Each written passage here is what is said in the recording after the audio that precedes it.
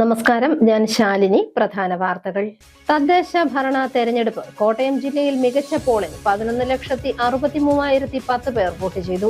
കോട്ടയം ജില്ലയിൽ 3 മുന്നണികളും വിജയപ്രതീക്ഷയിൽ. കോട്ടയം നഗരസഭ ഉൾപ്പെടെ ഇത്തവണ ഭരിക്കുമെന്ന് LDF. ജില്ലാ പഞ്ചായത്ത് തിരികെ പിടിക്കുമെന്ന് UDF. മധ്യകേരളത്തിൽ വലിയ മുന്നേറ്റമുണ്ടാക്കുമെന്ന് BJP. കുറിച്ചിയിൽ CPM BJP സംഘർഷം. 3 BJP പ്രവർത്തകർക്ക് വെട്ടേറ്റു. 2 CPM-കാർ പിടിയിൽ. ഉഴവൂരിൽ റോഡരികിൽ കിടന്ന യുവാവിന്റെ മുകളിലൂടെ ടിപ്പർ ലോറി കയറിയിറങ്ങി. കുടുക്കപ്പാറ സ്വദേശിക്ക് ദാരുണാന്ത്യം. മണർകാട്ട് ഓട്ടോറിക്ഷ പരിശോധിക്കുന്നതിനിടെ കാറിടിച്ച് 20കാരൻ മരിച്ചു. വാർത്തകൾ വിശദമായി. തദ്ദേശ ഭരണ സ്ഥാപനങ്ങളിലേക്ക് നടന്ന തെരഞ്ഞെടുപ്പിൽ കോട്ടയം ജില്ലയിൽ മികച്ച പോളിംഗ്. 70.86% പേർ വോട്ട് ചെയ്തു. 11,63,010 പേരാണ് സമ്മതിദാനം വിനിയോഗിച്ചത്. തദ്ദേശ സ്വയംഭരണ സ്ഥാപനങ്ങളിലേക്ക് നടന്ന തെരഞ്ഞെടുപ്പിൽ കോട്ടയം ജില്ലയിൽ 70.86% പോളിംഗ്. ജില്ലയിൽ ആകെയുള്ള 16,41,176 വോട്ടർമാരിൽ 11,63,010 പേർ വോട്ട് ചെയ്തു. ഇതിൽ 5,87,477 സ്ത്രീകളും 5,74,529 പുരുഷന്മാരും ട്രാൻസ്ജെൻഡർ വിഭാഗക്കാരായ 4 പേരും വോട്ട് ചെയ്തവരിൽ ഉൾപ്പെടുന്നു. ചങ്ങനാശ്ശേരി നഗരസഭയിൽ 68.13% പേർ വോട്ട് ചെയ്തു. കോട്ടയം നഗരസഭയിൽ 68.27% പോളിംഗ്. പാലായിൽ 69.01%, ഏറ്റുമാനൂരിൽ 69.73% പേർ വോട്ട് ചെയ്തു. ഏറ്റവും അധികം പോളിംഗ് രേഖപ്പെടുത്തിയത് ഈരാറ്റുപേട്ട നഗരസഭയിലാണ്. 85.71%. ബ്ലോക്ക് പഞ്ചായത്തുകളിൽ പാമ്പാടി ബ്ലോക്ക് പഞ്ചായത്തിൽ 71.55%, വാഴൂരിൽ 70.75%, കാഞ്ഞിരപ്പള്ളിയിൽ 70.83% പേർ വോട്ട് ചെയ്തു. പള്ളം ബ്ലോക്കിന് കീഴിൽ 69.51% polling.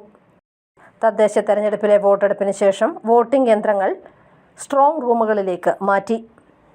News bureau, Kottayam. Kottayam ജില്ലയിൽ മുന്നണികൾ വിജയപ്രതീക്ഷയിലാണ്. ജില്ലാ പഞ്ചായത്ത് തിരികെ പിടിക്കുമെന്ന് UDF-ഉം കോട്ടയം നഗരസഭ ഉൾപ്പെടെ ഇത്തവണ ഭരിക്കുമെന്ന് LDF-ഉം മധ്യകേരളത്തിൽ ഇതുവരെ ഉണ്ടാകാത്ത രീതിയിൽ NDA മുന്നണി വലിയ മുന്നേറ്റമുണ്ടാക്കുമെന്നും BJP-യും പറയുന്നു. തദ്ദേശ സ്ഥാപനങ്ങളിലേക്കുള്ള വോട്ടെടുപ്പ് കഴിഞ്ഞപ്പോൾ കൂട്ടിയും കിഴിച്ചും കോട്ടയം ജില്ലയിൽ മുന്നണികൾ.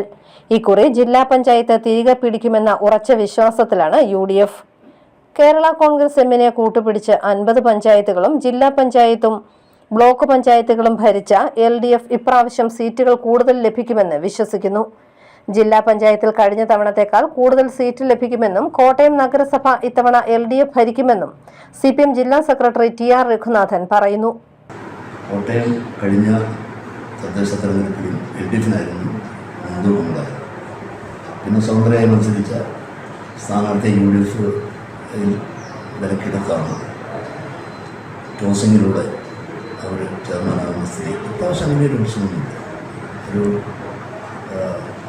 നല്ല മെച്ചപ്പെട്ട വിജയം തന്നെ കോട്ടയത്തും LDF-ഉണ്ടാകും. ജില്ലാ പഞ്ചായത്ത് കഴിഞ്ഞ വർഷത്തേക്കാൾ സീറ്റ് വർദ്ധിക്കും. കാരണം കഴിഞ്ഞ പ്രാവശ്യം കുറിച്ചി നഷ്ടപ്പെട്ടു പോയ സീറ്റാണ്. അത് ഉറപ്പായും തിരിച്ചു പിടിക്കും. ഈവനിപ്പോൾ അതിരമ്പുഴ പോലും നല്ല മത്സരമാണ് നടക്കുന്നത്.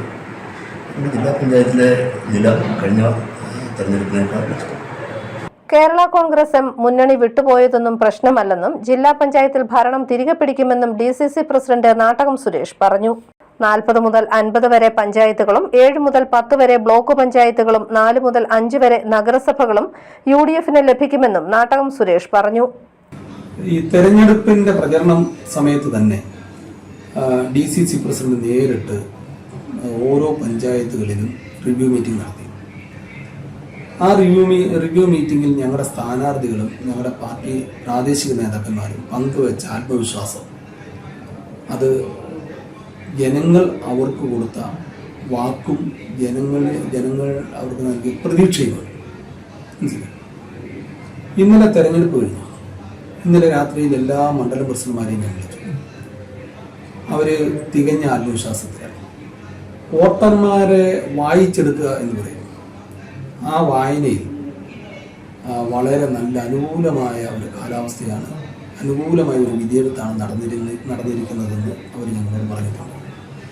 ഞങ്ങളുടെ നേരിട്ടുള്ള മറ്റു തരത്തിലുള്ള മോണിറ്ററിംഗ് അതും വലിയ വിജയസാധ്യത ഞങ്ങൾക്ക് ഉറപ്പ് നൽകുന്നുണ്ട്. കഴിഞ്ഞ തവണ ഞങ്ങൾ വളരെ പരാജയം. ഈ തവണ ഞങ്ങൾ 40 മുതൽ 50 വരെ പഞ്ചായത്തുകൾ ഐക്യജനാധിപത്യ മുന്നണി നേടും. 7 മുതൽ 10 വരെയുള്ള ബ്ലോക്ക് പഞ്ചായത്തുകൾ ഞങ്ങൾക്ക് ലഭിക്കും. ജില്ലാ പഞ്ചായത്ത് നല്ല ഭൂരിപക്ഷത്തിൽ ഞങ്ങൾ ഭരിക്കും. 4 മുതൽ 5 വരെ നഗരസഭകൾ ഞങ്ങൾക്ക് കിട്ടും. മധ്യകേരളത്തിൽ ഇതുവരെ ഉണ്ടാകാത്ത രീതിയിൽ NDA മുന്നണി വലിയ മുന്നേറ്റമുണ്ടാക്കുമെന്ന് BJP സംസ്ഥാന vice president advocate Shone George പറഞ്ഞു. മുത്തോലിയും പള്ളിക്കത്തോടും നിലനിർത്തി 10-ലധികം പഞ്ചായത്തുകളിൽ അധികാരത്തിലെത്തുമെന്നാണ് BJPയുടെ അവകാശവാദം. ജില്ലയിൽ മാത്രമല്ല മധ്യകേരളത്തിലെ ഇലക്ഷൻ കഴിഞ്ഞിരിക്കും. എറണാകുളം, ഇടുക്കി, കോട്ടയം, പത്തനംതിട്ട ജില്ലകൾ, അതാണ് സെൻട്രൽ കേരള ഒരു ഏറെക്കുറെ ഒരേ രാഷ്ട്രീയ സമീപനമുള്ള ജില്ലകളാണ്. ഈ ജില്ലകളിൽ ഇന്ന് വരെ കഴിഞ്ഞ 45 വർഷം ഉണ്ടാകാത്ത മുന്നേറ്റം ഈ തെരഞ്ഞെടുപ്പിൽ ഈ ജില്ലകളിലുണ്ടാകും. തിരുവനന്തപുരം, കൊല്ലം സ്വാഭാവികമായി നിങ്ങൾക്കറിയാം. തിരുവനന്തപുരം, കൊല്ലവും ഇതിനു മുമ്പും BJPയുടെ ശക്തി കേന്ദ്രങ്ങളാണ്. ആ ഗണത്തിലേക്ക് മധ്യകേരളം ഈ തെരഞ്ഞെടുപ്പോടുകൂടി എത്തും എന്നുള്ള കാര്യത്തിൽ ഒരു സംശയമില്ല. വലിയ മുന്നേറ്റമുണ്ടാകും, വലിയ മുന്നേറ്റം. News bureau, Ponkunnam. കുറിച്ചിയിൽ BJP പ്രവർത്തകർക്ക് വെട്ടേറ്റു. കുറിച്ചി പഞ്ചായത്ത് അംഗം BR മഞ്ജീഷിനും ഒപ്പമുണ്ടായിരുന്ന 2 പേർക്കുമാണ് വെട്ടേറ്റത്. ഗുരുതരമായി പരിക്കേറ്റ ഇവരെ കോട്ടയം ജനറൽ ആശുപത്രിയിൽ പ്രവേശിപ്പിച്ചു. സംഭവവുമായി ബന്ധപ്പെട്ട് 2 CPM പ്രവർത്തകരെ പോലീസ് കസ്റ്റഡിയിലെടുത്തു. കുറിച്ചി ഗ്രാമപഞ്ചായത്തിലെ മെമ്പറും നിലവിലെ 8-ാം വാർഡിലെ സ്ഥാനാർത്ഥിയും BJP ജില്ലാ സെക്രട്ടറിയുമായ BR മഞ്ജീഷിനെ വീട്ടിൽ കയറി CPMകാർ ആക്രമിച്ചു. ആക്രമണത്തിൽ RSS ജില്ലാ കാര്യകർത്താവായ G ശ്രീകുമാറിന്റെ തലയിൽ വാളുകൊണ്ട് വെട്ടി പരിക്കേൽപ്പിക്കുകയും മഞ്ജീഷിനെയും പ്രവർത്തകനായ മനോജിനെയും കമ്പിവടി കൊണ്ട് മർദ്ദിക്കുകയും ചെയ്തു. ഗുരുതരമായി പരിക്കേറ്റ ഇവരെ കോട്ടയം ജില്ലാ ആശുപത്രിയിൽ പ്രവേശിപ്പിച്ചു. CPIM നേതാവിനെതിരെ മത്സരിക്കാൻ നീ വളർന്നോ എന്ന് ചോദിച്ചുകൊണ്ടായിരുന്നു ആക്രമണം ആരംഭിച്ചതെന്ന് മഞ്ജീഷ് പറഞ്ഞു. ഭയങ്കര പ്രശ്നം ഉണ്ടാക്കിയപ്പോൾ നമ്മളതൊന്നും അറ്റൻഡ് ചെയ്തില്ല, ക്ഷമിച്ച് പോട്ടെ എന്ന് വിചാരിച്ചു. പക്ഷേ അത് കഴിഞ്ഞ് ഒരു 10:30 ആയപ്പോഴത്തേക്കും വീടിൻ്റെ ഞങ്ങളിരുന്ന് നമ്മുടെ പ്രവർത്തകൻ കൺവീനറുടെ വീട്ടിലായിരുന്നു ഞങ്ങൾ ഈ തെരഞ്ഞെടുപ്പിന് ശേഷം വോട്ടർ പട്ടിയെല്ലാം. അപ്പോൾ അങ്ങനെ പരിശോധിച്ചുകൊണ്ടിരിക്കുന്ന സമയത്ത് ഇവൻ ആ വീട്ടിൻ്റെ വാതിൽക്ക് വന്നിട്ട് വീണ്ടും ഭയങ്കര തെറി കുട്ടിയിലും തെറി വിളിച്ചുകൊണ്ട് ചുണയുണ്ടെങ്കിൽ വേണമെന്നൊക്കെ പറഞ്ഞ് ഭയങ്കര പോരി വിളിക്കും. അങ്ങനെ അത് നടക്കുമ്പോൾ കുറേ നേരം ഒരു 5 മിനിറ്റ് അസഹ്യമായപ്പോൾ ഞങ്ങൾ പുറത്തോട്ട് ഇറങ്ങി ചെന്നപ്പോഴത്തേനും അവൻ ചാടി എനിക്കിട്ട് അടിക്കും. ഞാനും ആ പ്രവർത്തകനും എൻ്റെ വീടല്ല, മനോജിൻ്റെ വീടിൻ്റെ മുന്നിലായി സംഭവം. മനോജ് എന്ന് പറയുന്നത് നമ്മുടെ പാർട്ടിയുടെ കൺവീനറാണ്. അപ്പോൾ അവിടെ വെച്ചുണ്ടായ ഈ അറ്റംപ്റ്റിൽ ബാക്കിയുള്ള എന്നെ അടിച്ചു. ഞാൻ താഴെ പോയി അവൻ്റെ പുറത്ത്, പിന്നെ എല്ലാവരോടും പിടിച്ച് അവനെ മാറ്റി ആ വിഷയം ഒഴിവാക്കി അവിടെ നിന്ന് വിട്ടു. പക്ഷെ അങ്ങനെ ഒഴിവാക്കി വിട്ടെങ്കിലും അവൻ പിന്നീട് നേരെ പോയത് എൻ്റെ വീട്ടിലോട്ടാണ്, എൻ്റെ കുടുംബത്തോട് ചെന്ന് വീടിൻ്റെ ഗ്ലാസ് എല്ലാം തല്ലിപ്പൊട്ടിച്ച് അപ്പോൾ അനിയനുണ്ടായിരുന്നു. അനിയനോട് ഇടപെട്ടപ്പോഴത്തേന് അനിയനുമായിട്ടുണ്ടെങ്കിൽ പിടിച്ച് വരയ്ക്കകത്ത് കയറി അമ്മയെ പിടിച്ച് തള്ളിയിട്ട് അങ്ങനെ വീട്ടിൽ പ്രശ്നമായി. നിരവധി ക്രിമിനൽ കേസുകളിൽ പ്രതിയായിട്ടുള്ള CPIM നേതാവിന്റെ നേതൃത്വത്തിലാണ് ആക്രമണം നടന്നതെന്ന് BJP ആരോപിച്ചു. CPIM ഗുണ്ടകളാണ് ആക്രമണം നടത്തിയതെന്ന് BJP സംസ്ഥാന പ്രസിഡന്റ് ഷോൺ ജോർജ് ആരോപിച്ചു. കണ്ണൂർ മോഡൽ ആക്രമണം കോട്ടയത്ത് നടത്താനുള്ള നീക്കം BJP അനുവദിക്കില്ല എന്നും ഷോൺ ജോർജ് പറഞ്ഞു. ഉന്മൂലന രാഷ്ട്രീയത്തിന്റെ വക്താക്കളാണല്ലോ CPM. ഇത് മലബാറിനുള്ളൊരു സൂചനയാണ്. ഇലക്ഷൻ കഴിഞ്ഞാൽ പിറ്റേ ദിവസം കമ്മ്യൂണിസ്റ്റ് പാർട്ടി എന്ത് ചെയ്യും എന്നുള്ളൊരു സൂചന കൂടിയാണ് ഇന്നലത്തെ കുറിച്ച് സംഭവം. ഇത് 16 സ്റ്റിച്ചാണ് തലക്കുള്ളത്, വടിവാൾ വെച്ചാണ് തലക്കടിച്ചിരിക്കുന്നത്. ഇത് എന്ത് രാഷ്ട്രീയമാണിത്? അപ്പം തെരഞ്ഞെടുപ്പ് കഴിഞ്ഞാൽ CPM എന്ത് ചെയ്യാൻ പോകുന്നു എന്നുള്ളതിന്റെ ഏറ്റവും വലിയ സൂചനയാണ് കുറിച്ച്. അല്ല, ഈ അസ്വസ്ഥതകൾ പ്രകടമാകുന്ന തോൽവി ഭയം ഉണ്ടാകുമ്പോഴാണല്ലോ ഈ അസ്വസ്ഥത പ്രകടമാകുന്നത്. അപ്പോൾ അതിന്റെ ഭാഗമാണ് ഇതുണ്ടായിട്ടുള്ളത്. ശക്തമായ പ്രതിഷേധം അറിയിക്കുന്നു. BJP തല്ലു കൊണ്ടുകൊണ്ട് പോകില്ല എന്ന് മാത്രം അറിയിക്കുന്നു. അതേസമയം CPM പ്രവർത്തകരെ അപകീർത്തിപ്പെടുത്തുന്ന രീതിയിലുണ്ടായ പ്രശ്നത്തെ ചോദ്യം ചെയ്തതിനെ തുടർന്നാണ് കയ്യേറ്റമുണ്ടായതെന്ന് CPM Thuruthy local secretary professor Tomichan Joseph പറഞ്ഞു. രാഷ്ട്രീയപരമായ അവരുടെ ഒരു പകപോക്കൽ മാതിരി വേണം ഇതിനെ കാണാൻ. ഒരുപക്ഷെ BJP കുറിച്ചി പഞ്ചായത്തിൽ നിന്ന് തന്നെ, ഒരുപക്ഷെ നല്ല പഞ്ചായത്തിൽ നിന്ന് തന്നെ ഇല്ലായ്മപ്പെടുന്ന ഒരവസ്ഥയിലേക്കാണ് ഇലക്ഷന്റെ കണക്കുകൂട്ടലുകളും അതിന്റെ വിലയിരുത്തലുകളും ഒക്കെ പോകുന്നത്. അവർക്കും അത് നല്ല ബോധ്യമുള്ള കാര്യവുമാണ്. അതിന്റെ അടിസ്ഥാനത്തിൽ ഉള്ളൊരു പ്രകോപനം സൃഷ്ടിക്കലായി മാത്രമേ ഞങ്ങൾ ഇതിനെ കാണുന്നുള്ളൂ. അങ്ങനെ പ്രകോപനം സൃഷ്ടിച്ചപ്പോൾ നമുക്ക് പ്രതിരോധിക്കാതിരിക്കാൻ കഴിയാത്ത അവസ്ഥയും ഉണ്ടായി. അതാണ് സംഭവിച്ചത്. സംഭവത്തിൽ 2 CPM പ്രവർത്തകർ അറസ്റ്റിലായിട്ടുണ്ട്. News bureau, Kottayam. ഉഴവൂരിൽ ടിപ്പർ ലോറി ശരീരത്തിലൂടെ കയറിയിറങ്ങി യുവാവ് മരിച്ചു. കുടുക്കപ്പാറ സ്വദേശി അമൽ റജിയാണ് മരിച്ചത്. റോഡരികിൽ കിടക്കുകയായിരുന്ന അമലിന്റെ ശരീരത്തിലൂടെ ടിപ്പർ ലോറി പലതവണ കയറിയിറങ്ങുകയായിരുന്നു. ഇന്ന് രാവിലെ 5 മണിയോടെയായിരുന്നു അപകടം. ടിപ്പർ ലോറി ശരീരത്തിലൂടെ കയറിയിറങ്ങി റോഡിൽ യുവാവിന് ദാരുണാന്ത്യം. ഉഴവൂർ കുടുക്കപ്പാറ സ്വദേശിയായ യുവാവാണ് ടിപ്പർ ലോറി ശരീരത്തിലൂടെ പലതവണ കയറിയിറങ്ങി മരിച്ചത്. കുടുക്കപ്പാറ പാട്ടുപാറയിൽ അമൽ റജിയാണ് ദാരുണമായി മരിച്ചത്. ഇന്ന് പുലർച്ചെ 5 അപകടം. ഉഴവൂർ കുടുക്കപ്പാറയിൽ അനധികൃത മണ്ണെടുപ്പ് കേന്ദ്രത്തിലേക്ക് പോയതായിരുന്നു ടിപ്പർ. രാത്രിയിൽ റോഡരികിൽ കിടന്നിരുന്ന അമലിന്റെ ശരീരത്തിലൂടെ ടിപ്പർ ലോറി കയറിയിറങ്ങി. ആദ്യം ലോഡെടുക്കാൻ പോയപ്പോഴും പിന്നീട് തിരികെ വന്നപ്പോഴും ലോറി ശരീരത്തിലൂടെ കയറിയിറങ്ങി. പോലീസ് ലോറി കസ്റ്റഡിയിലെടുത്തിരുന്നുവെങ്കിലും അപകടകാരണമായ ലോറി ഇതാണോ എന്ന സംശയം ഉയർന്നിട്ടുണ്ട്. പോലീസിന്റെ എൻക്വസ്റ്റ് നടപടികൾ പൂർത്തിയാക്കി മൃതദേഹം പോസ്റ്റ്മോർട്ടത്തിനായി കോട്ടയം മെഡിക്കൽ കോളേജിലേക്ക് മാറ്റി. സംഭവത്തിൽ പോലീസ് കേസെടുത്തിട്ടുണ്ട്. ന്യൂസ് ബ്യൂറോ, പാല. ഓടിക്കൊണ്ടിരുന്ന ഓട്ടോറിക്ഷയിൽ നിന്നും പുക വന്നതിനെ തുടർന്ന് ഓട്ടോറിക്ഷ റോഡരികിൽ നിർത്തി പരിശോധിച്ചുകൊണ്ടിരുന്ന യുവാവ് കാറിടിച്ച് മരിച്ചു.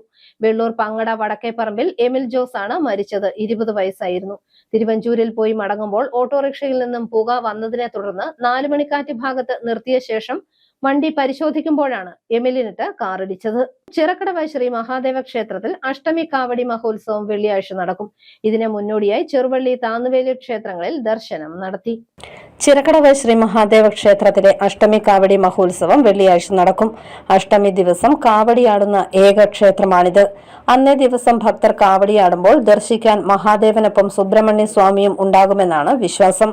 കാവടിയാട്ടത്തിന് മുന്നോടിയായി ഹിഡുമ്പൻ പൂജയും വിവിധ ക്ഷേത്രങ്ങളിലെ ദർശനവും നടന്നു.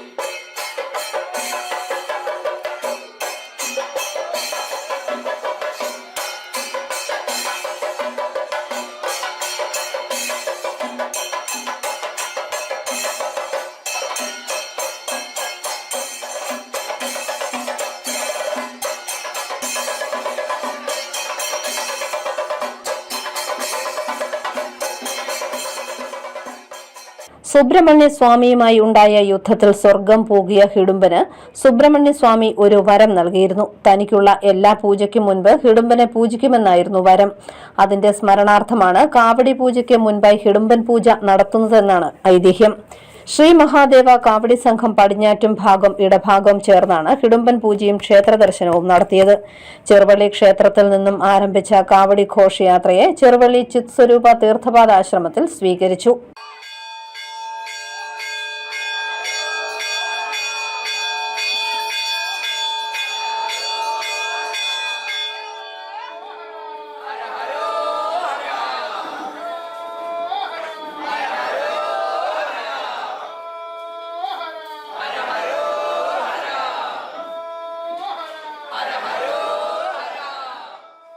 തുടർന്ന് കാവടി ഭക്തർക്ക് പ്രാതലും നൽകി.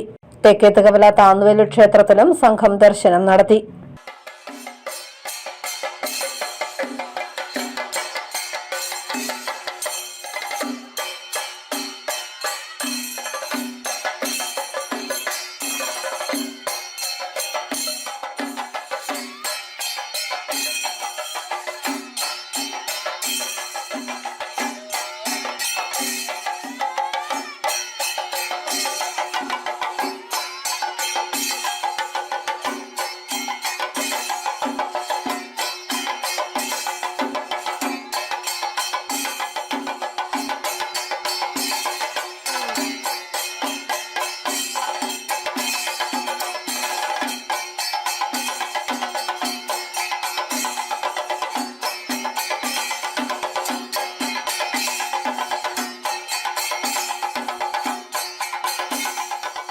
വെള്ളിയാഴ്ച പുലർച്ചെ 3:30 അഷ്ടമി ദർശനവും 5:30 ഉഷക്കാവടിയും നടക്കും. ഉച്ചയ്ക്ക് 12 മണിക്കാണ് കാവടി സംഗമം. News bureau, Ponkunnam. സ്വർണ്ണവിലയിൽ കുതിപ്പ്. ഇന്നലെ 2 തവണയായി കുറഞ്ഞ സ്വർണ്ണവിലയാണ് ഇന്ന് വർധനയുണ്ടായത്. പവന് 640 രൂപ കൂടി 1 പവന് 95,560 രൂപയായി. ഗ്രാമിന് 80 രൂപ ഉയർന്ന് 11,945 രൂപയുമായി. പ്രധാന വാർത്തകൾ ഒരിക്കൽ കൂടി. തദ്ദേശ ഭരണ തെരഞ്ഞെടുപ്പ്. കോട്ടയം ജില്ലയിൽ മികച്ച പോളിംഗ്. 11,63,010 പേർ വോട്ട് ചെയ്തു. കോട്ടയം ജില്ലയിൽ 3 മുന്നണികളും വിജയപ്രതീക്ഷയിൽ. കോട്ടയം നഗരസഭ ഉൾപ്പെടെ ഇത്തവണ ഭരിക്കുമെന്ന് LDF. ജില്ലാ പഞ്ചായത്ത് തിരികെ പിടിക്കുമെന്ന് UDF. മധ്യകേരളത്തിൽ വലിയ മുന്നേറ്റമുണ്ടാക്കുമെന്ന് BJP. കുറിച്ചിയിൽ CPM BJP സംഘർഷം. 3 BJP പ്രവർത്തകർക്ക് വെട്ടേറ്റു. 2 CPM-കാർ പിടിയിൽ. ഉഴവൂരിൽ റോഡരികിൽ കിടന്ന യുവാവിന്റെ മുകളിലൂടെ ടിപ്പർ ലോറി കയറിയിറങ്ങി. കുടുക്കപ്പാറ സ്വദേശിക്ക് ദാരുണാന്ത്യം. മണർകാട്ട് ഓട്ടോറിക്ഷ പരിശോധിക്കുന്നതിനിടെ കാറിടിച്ച് 20കാരൻ മരിച്ചു. ഈ ബുള്ളറ്റിൻ പൂർണ്ണമാകുന്നു. നമസ്കാരം.